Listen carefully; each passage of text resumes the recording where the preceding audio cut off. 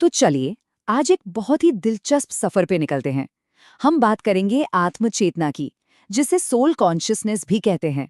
लेकिन रुकिए, हम यहाँ कोई गहरी फिलॉसफी या रहस्यमयी बातें नहीं करने वाले, बल्कि हम इसे समझेंगे लॉजिक से, साइंस से और कुछ ऐसे प्रैक्टिकल तरीकों से जिन्हें कोई भी अपना सकता है। तो क्या सब तैयार हैं इसे समझने के लिए? तो शुरुआत करते हैं सबसे पहले और सबसे बुनियादी सवाल से। आखिर ये जो हर चीज को देख रहा है, जो अनुभव कर रहा है, वो कौन है? जरा सोचिए, जब हम कहते हैं मैं सोच रहा हूं या मुझे आज बहुत खुशी महसूस हो रही है, तो ये मैं कौन है? कौन है जो इन सारे विचारों को, इन सारी भावनाओं को एक्सपीरियंस कर रहा है?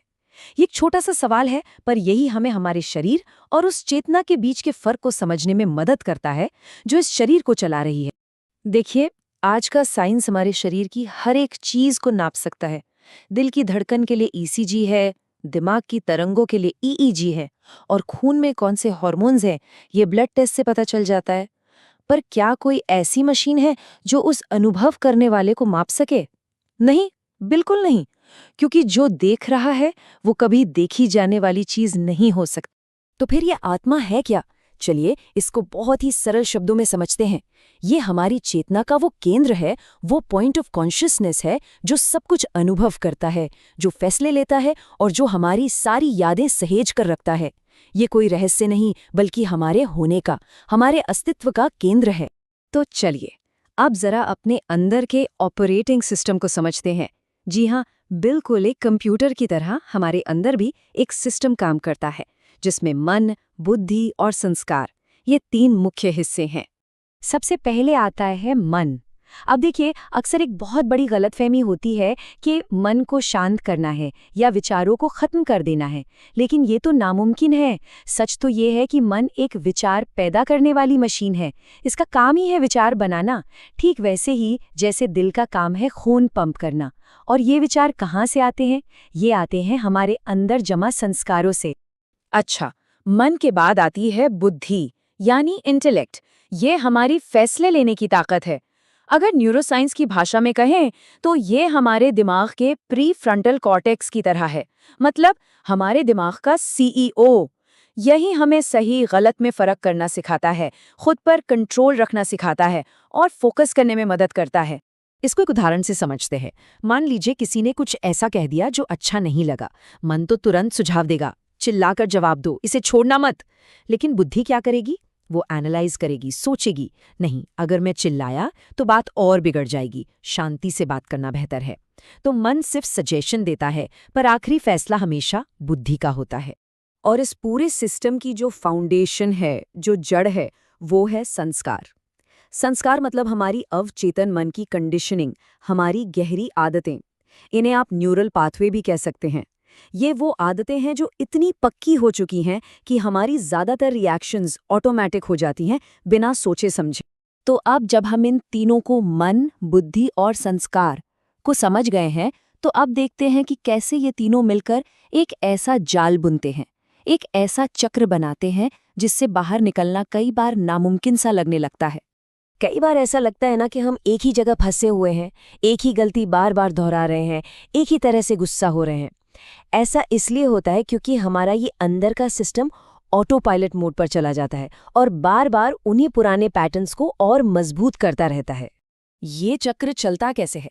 चलिए इसे स्टेप बाय स्टेप देखते हैं। सबसे पहले एक गहरा संस्कार होता है। मान लीजिए मैं कमजोर हूं।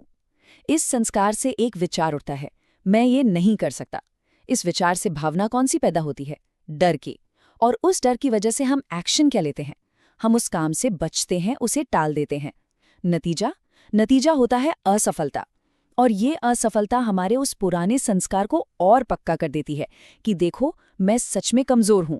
और ये लूप, ये चक्र बस चलता ही रहता है।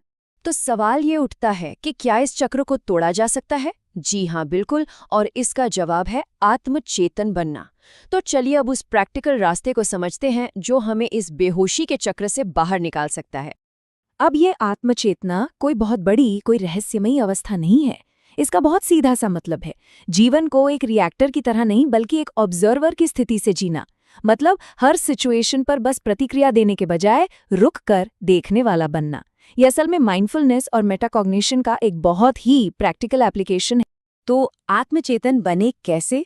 इसके लिए यहाँ 5 बहुत ही प्रैक्टिकल, बहुत ही आसान कदम है। पहला, अपनी पहचान को थोड़ा बदलना है। दूसरा, दिन भर में खुद को छोटे छोटे रिमाइंडर देने हैं। तीसरा, एक खास तकनीक भ्रूकुटी एंकर का इस्तेमाल करना है।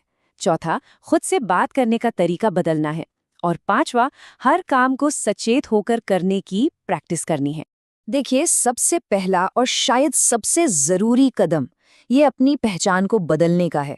मैं गुस्से में हूं कहने की बजाय ये कहना शुरू करना है कि मेरे अंदर गुस्सा पैदा हो रहा है। ये सुनने में एक छोटा सा बदलाव लगता है, पर यह बहुत शक्तिशाली है।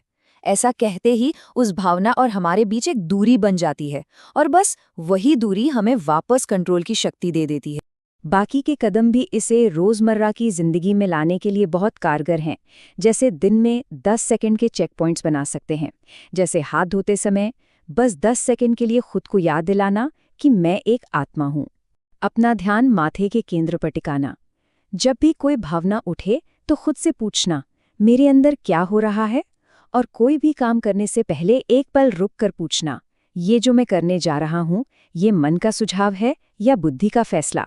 चलिए, अब सबसे जरूरी सवाल पर आते हैं कि ये सब करने से होगा क्या?